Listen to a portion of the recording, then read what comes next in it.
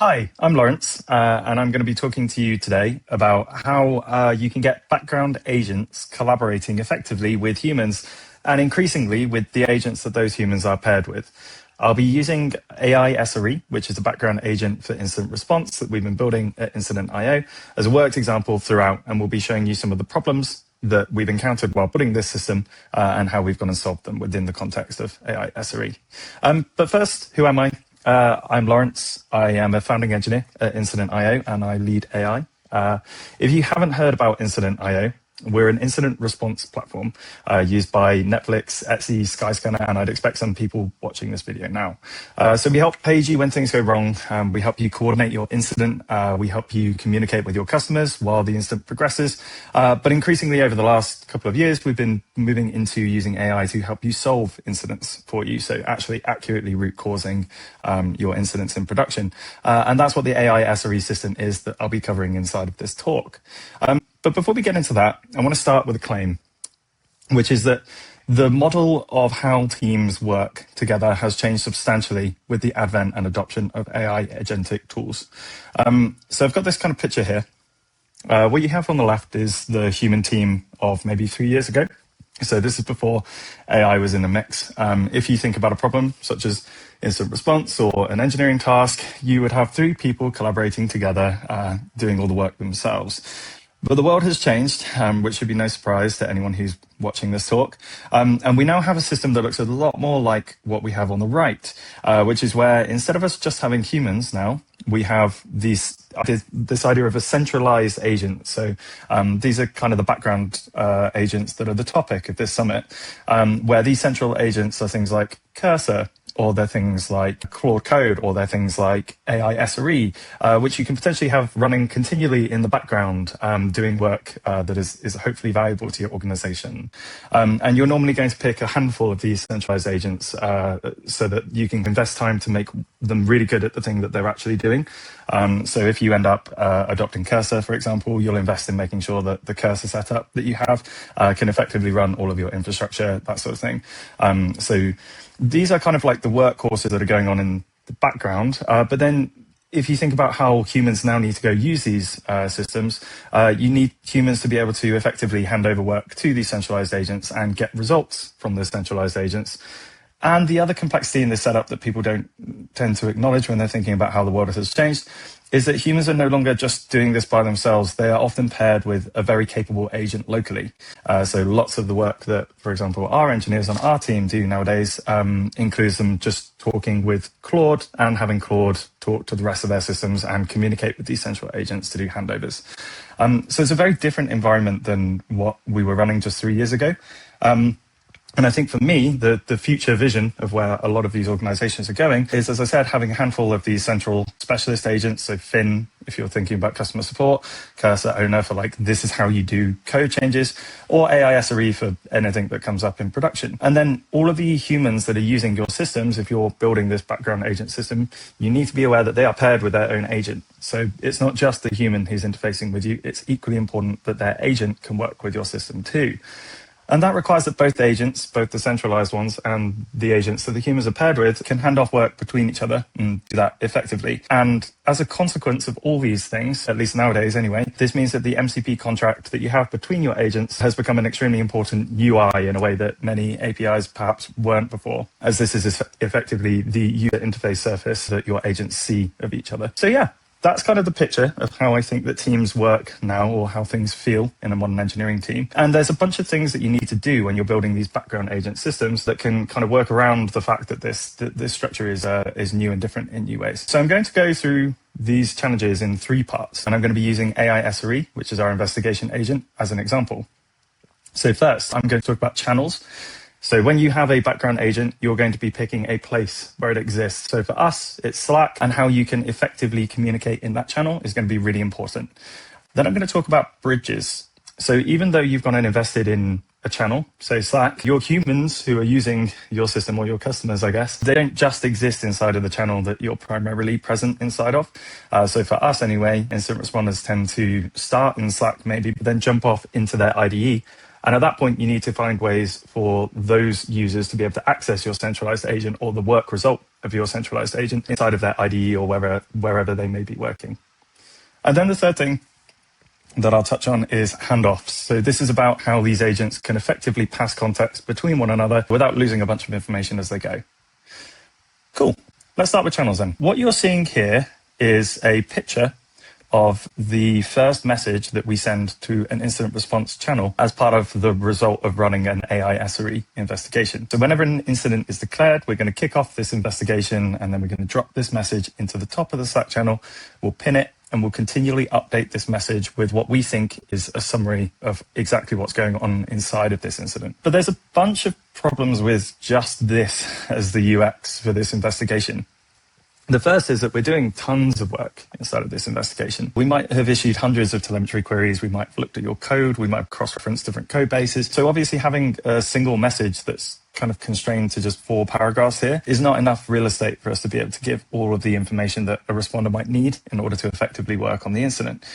But we are constrained to at least some level of shorter message because of the way that Slack channels work, and we don't want to be taking over all the space. So we've got some difficulties here in how we're going to give our information back to the users of the system. The next part is that obviously if you've dropped this message up at the top of the incident Slack channel, as more activity comes into the channel, that message is just going to go off the screen. So even if your agent is doing really valuable work, people just might not see it, which is obviously defeating the point of running it in the first place. So yeah, like we've got a bunch of issues here, and we've solved them in a number of different ways. So first, for the summary message that I just showed you, we have found ways to provide multiple formats that account for the different purposes and audiences that might be wanting to consume the investigation summary. We then thread messages into the initial summary message as we work, so giving real-time feedback to people. And then we have the proactivity element where we have these things that we call heads-up messages, which have rules around when we're going to jump into the channel and actually notify everyone rather than just be communicating inside of a thread. And these are kind of general approaches to solving this problem that I think will work for many different background agents. The only commonality here is that you have an agent that is working in the background doing valuable work, and you can't be continually notifying people. You have to pick and choose how you're going to present the information and when you're going to tap them on the back to say, this is something you should pay attention to. So, summaries. The simple answer to what do we go put inside of the summary message was for us to sit down and A/B test a huge number of formats with our internal engineering team. So I'm going to tell you something that if you've ever been working on an AI tool to do summarization and you've been paying attention to customer feedback, is just like a deeply uncomfortable truth that you need to get comfortable with, which is that no summarization format is going to be universally liked by your customers. It is just simply not possible for you to have an AI generate content that is going to be happy for everyone's subjective writing and content preferences. So I think when we've actually tested the varying formats of this summary message with our team, the things that we were paying attention to was what did they want that was not there? Like what was the problem with the format? What did they want to do with it that they weren't able to do? And we ended up coming up with some general rules around how we think people consume this message inside of the incident Slack channel. And that's primarily that they want to be able to skim it. They want the format to look roughly similar between incidents so that they're familiar with it and they can quickly find the information. They want the salient content, so that you can see the question answer format here, like what caused it? Is status.incident.io actually down? Those are bolded so that you can quickly skim through, but they don't want necessarily all the detail that we would have underneath the investigation being presented to them in this message, because it just becomes too much. But if you're someone like me and you're not necessarily someone who turns up at the start of the incident, but you get called in maybe 3 days into a very hairy incident where there's a ton of stuff that's happened and you're being asked to make quite a high stakes decision, well, you're not going to want to make a high stakes decision based on the result of reading this summary on the left. So what we've actually done instead is we allow you to click view full investigation, which opens up a Slack canvas where we give a much more extended summary with all of the details of everything that's gone into the agent's work. So I guess the takeaways for here, if you're building agents like this, are: firstly, actually do user research on the summarization. Secondly, figure out what people actually want to do with the work result that you're summarizing. Otherwise, you might end up optimizing for a use case that isn't actually how your customers are trying to use your product. And then thirdly, if you do have different audiences who have different needs, just consider providing actually just totally different formats of whatever you're summarizing, often with more information tucked away into like a click-through option. So that's summaries. But then I said, if you're in an incident, especially a high stakes one with a lot of urgency, it's not suitable for our product to turn up and just drop the message there and say nothing up until the point, maybe 3-5 minutes later, that we actually decide we have an idea of what's going on in the incident. So progress is really, really important. And what we do for this is we thread messages under the original pinned Slack summary message. Now, the interesting thing about this for anyone who's building similar agents, I guess, is the things that we did here that our customers hated and the things that we disliked as users of the product ourselves. And the stuff that we tried that didn't work were, I think initially, when we were posting these progress messages, the content that we were posting into the thread was actually taken from the internal investigation agent systems content. So investigations uses this model of having individual checks, and each check has summaries of what it's actually done. And it kind of looked similar enough to what we wanted to appear in the thread that it felt silly not to use it. But the problem with this is the investigation agent, we tweak all the time. And these summaries are actually consumed by the agent in order to help it come up with its hypothesis. So as we've gone and evolved the system and tried improving it on accuracy and things like that, that's required us to be changing how that summarization works inside of the system. And when we started changing it to optimize the system for better performance, we ended up seeing formats that would appear inside of this thread that were just really messy and didn't really help people understand what was going on. So one thing that we did was we've gone and actually created a second totally different summarization system, which can end up producing a human consumable format. So we've just doubled up on the summarization and acknowledged that actually what a human wants to see from this stuff is not anything like what the machine might need to see. The second thing that we tried was we tried using that prompt to allow the model to produce kind of very free-form text. So instead of seeing what you're seeing at the moment with the bullet points, the model was told it can kind of decide how it wants to arrange this information. Now, this might be a bit subjective, but what we found anyway in our experience is if you end up summarizing all of these different individual items, doing it through different prompts maybe, and giving a lot of flexibility to the model, you end up with so much inconsistency in how you're formatting things that it actually reads very much like AI slop. And for systems, so the systems that these background agents are designed for, if the content that you're producing ends up reading like slop, then people won't read it, which means they don't get value from the work that you've done, which is obviously counterproductive. So what we've actually ended up doing is we've stylized all of these consistently. So each check ends up with a nice formatted title. Everything is bullet pointed, even if it's I found nothing. And then we put citations down at the bottom so anyone can click through and see what are working if they ever needed to. Cool. So that's progress messages. But we still have a problem here. So imagine that your message has gone and scrolled off the screen and there's now, 50 responders inside of the incident all chatting in the channel. That message is long gone. Our background agent is actually churning away, maybe fetching more logs. Actually, maybe it's found the problem and it understands exactly how it should be fixing this. At this point, how do you actually get responders' attention? Because this is quite hard. If this is a very high stakes incident, maybe everyone is very stressed out there in a war room. There's a lot of flurries of information going on. You can't just be sending messages anytime you think something is interesting or useful into the channel. And it's counterproductive for you to send a message about things that the responders already know. So we need to come up with a better way of doing this. And like many of these systems, when you're thinking about how should my agent system work, it can be useful to think about what would a human do who was an expert in this situation if they were trying to achieve the same thing as we're doing with the agent.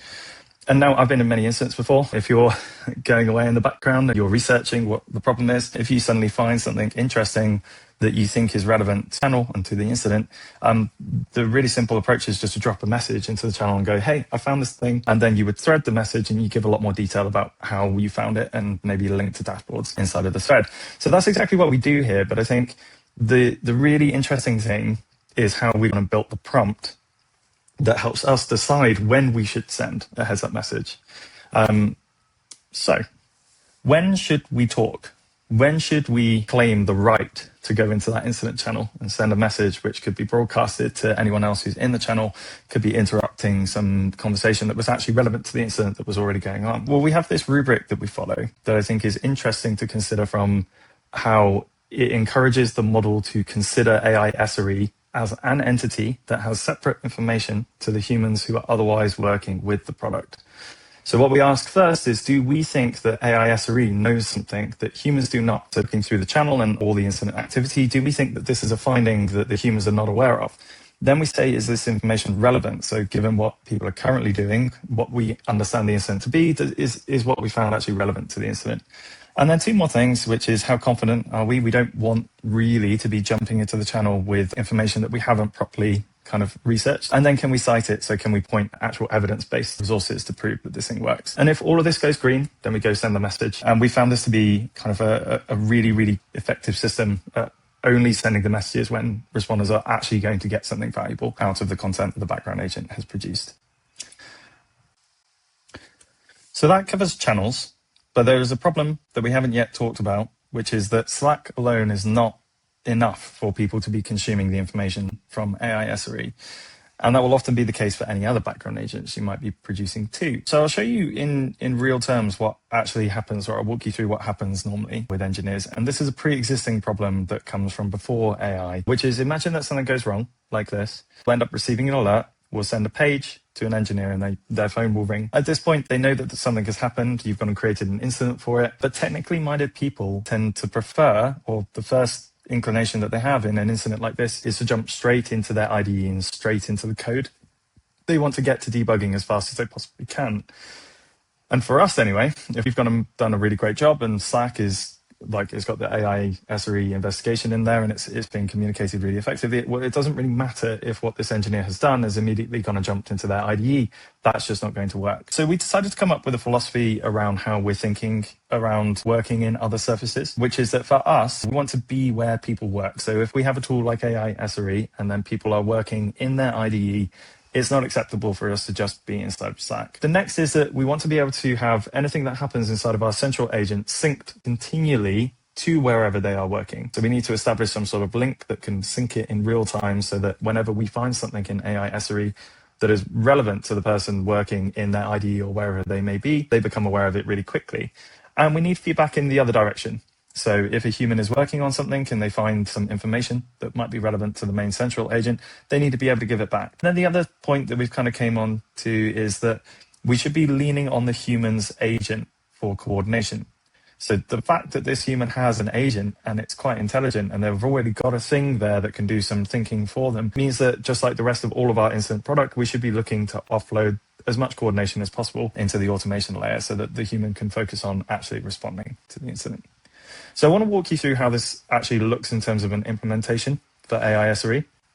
So the first thing that we did was we've gone and created a desktop app. So what you see here is what we call our notch UI. So now whenever you get paged, your desktop, so if you're using like a MacBook, the notch will come down and say, hey, this is what's going on. And then you see that button that says debugging Claude. If you click that, it's going to boot you up a terminal. And then from within your terminal, you'll start a Claude session where we'll invoke our incident skill. We'll then use that skill to talk with a bunch of our MCP tools, which is provided through the desktop app that's installed on this machine. And you'll see that there's a really important tool there called Investigation Sync, which is the first thing that we do. Investigation Sync is going to talk with our API. It will get a signed link to a tarball, and that tarball is a file system representation of everything that's going on inside of the investigation and the incident.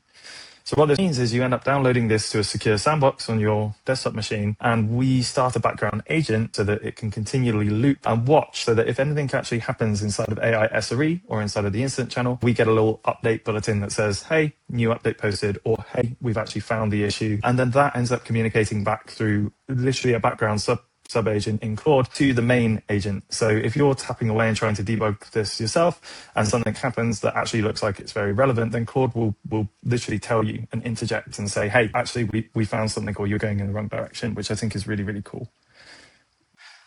So yeah, imagine that you have now actually gone through this process and you've ended up opening a PR with the fix. The key bit now is that our skill, which tells Claude how to behave in this case, knows that opening a PR is a really important part of the incident process, and we can nudge it to send an update back to the incident channel.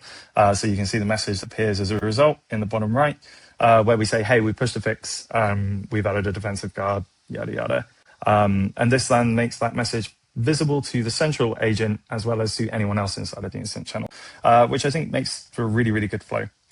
So yeah, just to summarize, what we've done here is we have our desktop app provide an MCP that can be used for any IDE or agent pairing. We then have MCP tools that can create a real-time sync of the AI SRE investigation so that we know as soon as our central agent discovers anything that might be relevant. We then have a tool to share information back to the incident and to AI SRE. And all of this guidance is bundled inside of a skill so that Claude or Codex or whatever you're using can know how to use the tools effectively together. So that's bridges. I want to finish this talk with a discussion around agent handoffs. So if you go back to this diagram, it was the one that we showed at the start, we've discussed in detail about how we do a handoff between the agent that the human is paired with and our centralized agent, AI SRE. Specifically, we're passing around tar files. We have the investigation sync MCP tool. So we know how we're passing work between the local human agent pair and the central agent. But the thing that I want to call out is it's not just these agents that need to hand off between each other. In fact, what most organizations who are adopting AI are doing are they're picking a handful of agents that can cover a pillar of what their organization does. So for us, AI SRE is the thing that we expect our customers to use whenever they're dealing with anything in production. But we're expecting our customers to probably purchase or build maybe their own agent that can handle how to make code changes to their code base. So you can see that with Stripe minions, you can see it with Ramp Inspect, or people are just buying Cursor and they're setting Cursor up so that it can work really well with their dev environment. We're not in the business of trying to actually extend what AI SRE does into becoming really good at writing new code changes. It just doesn't really make sense. That is actually quite a hard problem. You've got to figure out how to run CI. You've got to figure out all of this stuff. So what we would preferably do is integrate directly with whatever our customers are using, and then make the handoff between our agent, AI SRE, and whatever agent they're using for code authoring to be as seamless as possible. And that's what we do. So it's quite simple. You can turn up inside of your AI SRE dashboard and you can say that there is a delegated agent that I would like you to use whenever you're going to try and create a code change. So this is from within an incident. You're saying, hey, I want to go fix that bug. Can you go fix it for me? We should be able to actually trigger that work. But this is saying, I don't want AI SRE to handle it. I want Cursor to handle it. So it ends up looking really nice. You can see here, we actually have a heads up message that says, hey, it looks like the subscription query is referencing a non-existent column. That's a typo in the raw SQL. So I'm going to open a PR to fix it. And then you can see the messaging down below. It looks very much like we are doing it. And that's because we are the agent that's in control of this flow right now. But on the right, you see that Cursor is the thing that actually opens up the PR. So we've ended up plugging in directly with the infrastructure that our customers are wanting to use. And then we benefit from all of the investment they're putting into their Cursor setup instead of us trying to do kind of like a bad job of doing this natively. So yeah, that's one example of an agent-to-agent handoff that we have inside of our product. And I'll leave you with some tips if you're building something similar. The first, I'm going to reiterate once again, be clear about where the boundaries of your agent ends. Customers have a buying preference at the moment that they want a handful of agents that cover a very well-defined surface that can work well together. If your agent starts kind of expanding and overlapping with the other agents, it becomes a bit confusing. And this is actually not, in our experience, what customers want to buy. The second point is that you should be integrating with popular agents, just like run at this. You want to be something that can exist in an ecosystem of agents. You don't want to be someone jealously guarding your data. The third is that you should be performing high fidelity handoffs. So if you think back to how we're passing this investigation data around, we don't just have Cursor receiving a small summarization of the incident or what it should do to fix. We have Cursor being booted up with instructions that it should be using our MCP to pull down all the investigation data and check that first before actually trying to make the code fix. So we've done all like a huge handoff of everything that we knew directly into the other agent, and we haven't lost anything in between. And the final point is you can make this feel really native. I think it's quite clear here that we are the agent that is coordinating things. AI SRE is present here, and you can see that that's kind of like the branding everywhere. But then if you go look over on the right, it's actually Cursor, and this feels like a really joined up product experience, even though you're using another agent delegated to underneath the hood.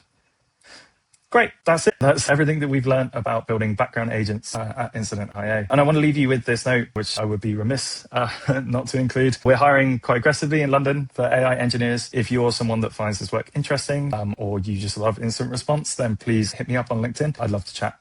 But thank you. I hope you enjoyed the talk.